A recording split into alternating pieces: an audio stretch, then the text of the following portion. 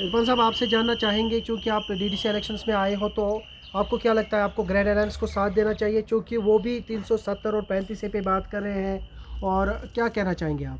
देखिए, मैं आपसे यही कहना चाहूँगा कि जो जम्मू कश्मीर का मसला है, इलेक्शंस उसका मुतबादिल नहीं है।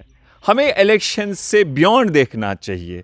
मैंने हमेशा कहा, मैंने इससे पहले भी एक दफ़ा असेंबली इलेक्शन लड़ा और लोगों को एतमाद हासिल करने की कोशिश की, नहीं मिला। लेकिन मैंने तब भी कहा, आज भी कहा, और एक रियलिस्टिक अप्रोच है कि इलेक्शंस जम्मू कश्मीर जो एक मसला है, सियासी मसला है, उसका हल नहीं है। उसका हल है कि बातचीत से एक विन विन सोल्यूशन जो हिंदुस्तान को, जो पाकिस्तान को और जम्मू कश्मीर के अवाम को कबूल होगा, उसके लिए सबको मिलकर कोशिश करनी चाहिए। हाँ, जहाँ तक इलेक्शन का ताल्लुक है, मैं ये कहना चाहूँगा 70 साल से हमने इलेक्शन देखे, लेकिन क्या मसला हल हुआ?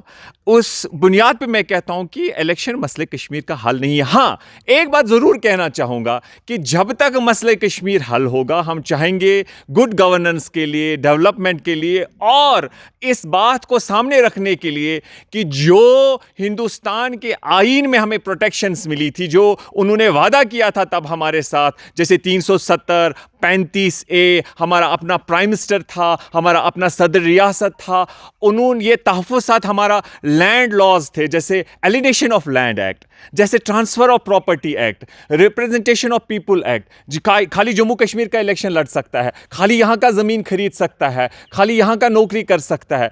उन चीज़ों को जो इन्होंने हटाया है, मेरे कहने का मतलब है कि जब तक मसला हल होगा, ये चीज़, ये सैलाब जो इन्होंने वीरापन की तरह हम पे हमला किया है, डाका डाला है, चोरी की है, गैर कानूनी तौर से, गैर जमहूरी तौर से, न यहाँ पर असेंबली वजूद में थी, ना चुने हुए नुमाइंदे थे, इन्होंने आनन फानन हमें कर्फ्यू में, जेल में डाल के हमसे ये तहफ़्फ़ुज़ात छीन लिए। अब मैं ये कहना चाहता हूँ अपने अवाम से कि जब तक मसला कश्मीर हल होगा, एनवायरनमेंट के हिसाब से हमारे महाराजा साहब के टाइम के ये कानून है, मान लीजिए ये डेमोग्राफी हमें चेंज करने में कामयाब हो गए, यहां पर सेटलमेंट्स हो गए, जमीन आई, ओवरनाइट नहीं होगा, आहिस्ता आहिस्ता आहिस्ता आहिस्ता बाहर के लोग सेटल हो जाएंगे। आप मुझे बताइए, कल सियासी तौर अगर मसले कश्मीर हल भी होता है, जो बाहर की यहां सेटलमेंट होगी, जो हमें नुकसान हुआ होगा, जो हम पे हमला हुआ, हमारी पहचान पे, हमारे ऑनर पे, हमारी डिग्निटी पे, मुझे आप बताइए उसे हम कैसे फिर तब रिस्टोर कर पाएंगे? इसलिए इलेक्शन जो है एक छोटा सा मसला है। कहीं पर आपको कहते हैं क्या आपका रिप्रेजेंटेटिव कैरेक्टर, आप कहेंगे भाई हमें जीत के आए हैं, और मुझे लगता है इस इलेक्शन से उस चीज़ के लिए, और डेवलपमेंट वगैरह, अगर ऑनेस्ट ध्यानादार लोग जिनमें कैपेबिलिटी हो, टैलेंटेड हो, बाकियों के मुकाबले में जो भी आपको अच्छा लगता है, अगर आप बाहर आते हैं, नहीं आते वो भी आपका हक है, अगर जो आते हैं तो अच्छे लोगों को चुनिए, और जो ये मसल और मनी पावर, जहाँ पर पैसे, बाकी चीज़, उन पे कैंडिडेट्स को ना सिलेक्ट करे। आप देखें जो मुकाबलतन आपको लगता है कोई अच्छा है, जिस पे आप अपना एतमाद जाहिर कर सके, उसे अपना एतमाद आप दे दीजिए। बाकी मैं यही कहूँगा कि जो इन्होंने हमें हमला किया है 5 अगस्त को 370, 35 से, और उसके बाद जो हमारे कानून जो है, जो उन्होंने हमें छीने हैं, हम खाली वो अब हासिल करने वाले नहीं हैं, लेकिन जो 1953 में हमें पोजीशन थी, मुझे याद है 5 अगस्त से पहले मैंने श्रीनगर में प्रेस कॉन्फ्रेंस की, इन्हीं पॉलिटिकल पार्टीज को मैंने बोला था कि हमें वादा दो, जो ही असेंबली बनेगी, 1965 में जम्मू कश्मीर असेंबली ने प्राइम मिनिस्टर का पोस्ट खत्म किया है, सदर रियासत का पोस्ट खत्म किया है, इसी असेंबली को हमें वादा करिए। इन पॉलिटिकल पार्टी से हमने कहा था कि आप उसे अमेंडमेंट करके रिस्टोर करेंगे। इसलिए मैं ये कहना चाहूँगा कि जो ये चुने हुए नुमाइंदे जाते हैं, इनका भी एक बहुत बड़ा रोल बनता है यहाँ के तशक्कुस को, यहाँ के ऑनर को, यहाँ के जो इंटरेस्ट में है जम्मू कश्मीर के, उनका भी एक रोल बनता है।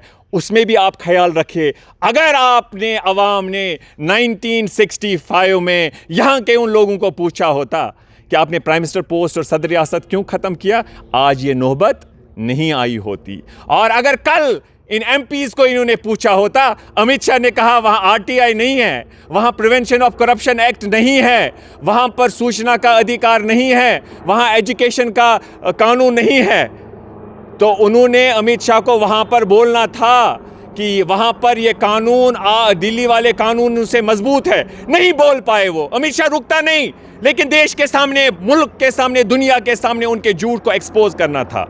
अगर लोग इनको जवाबदेह बनाएंगे, अच्छे लोगों को भेजेंगे, मुझे लगता है वो आवाम के फ़ायदे में है। बाकी मैं मानता हूँ इलेक्शन मसले कश्मीर का जो हल है उसका मुतबादिल नहीं है। चाहे मुझे कोई इससे कहे कि आपको हरवाएंगे, आपको जीतने नहीं देंगे, मैं ये कहूँगा इलेक्शन मसले कश्मीर का हल नहीं है, ये मसला हल करना है। और जब तक हल होगा, जो बाकी इन्होंने हम पे हमला किया है 5 अगस्त के बाद, हम सारा वापस लेंगे, पुरअमन तरीके से लड़ेंगे और इंशाअल्लाह मुझे पूरा यकीन है कि अल्लाह ताला को कुछ अच्छा ही करना होगा, हमारे हक में फैसला होने जाएगा अल्लाह की ओर से। हमारे साथ नाइंसाफ़ी हुई है, हमें इंसाफ मिलेगा इंशाअल्लाह। कल को अगर आप संग्राम कॉन्स्टिट्यूंसी में डीडीसी के लिए लोगों ने चुना तो आपका मंशूर क्या होगा? मेरा ये तो डेवलपमेंट के लिए है, लेकिन उसके साथ साथ मेरी कोशिश होगी, जितनी भी ये बॉडीज़ होंगी, डेवलपमेंट होगा, उस पर अच्छा काम करिए, ईमानदारी से करिए। लेकिन हम भारत सरकार को इंशाल्लाह, मैं चाहे अगर मैंने हारा भी, मैं इनको बताऊंगा, अपील करूंगा कि रेजोल्यूशन पास करिए, मोदी जी को भेजिए, गवर्नमेंट ऑफ इंडिया को भेजिए, उनको बताइए। आप कहते हैं लोगों का क्या राय है? लोगों की राय है कि 370-35A जो आपने छीना, गैर कानूनी, गैर जमहूरी, लोग उसके साथ नहीं है। इन ग्रास रूट लेवल जिनको डेवलपमेंट का असली इनका मैंडेट है, लेकिन ये उसके बियॉन्ड भी जा सकते हैं। इंशाल्लाह मेरी कोशिश होगी वो रेजोल्यूशन, अगर मैं चुना गया, मैं वो रेजोल्यूशन पास करूंगा कि ये आपने हमारे साथ ना इंसाफी की। बाकी ये उतना बड़ा मसला नहीं है जितना आप इसे तूल देते हैं इस इलेक्शंस को। शुक्रिया बात के लिए।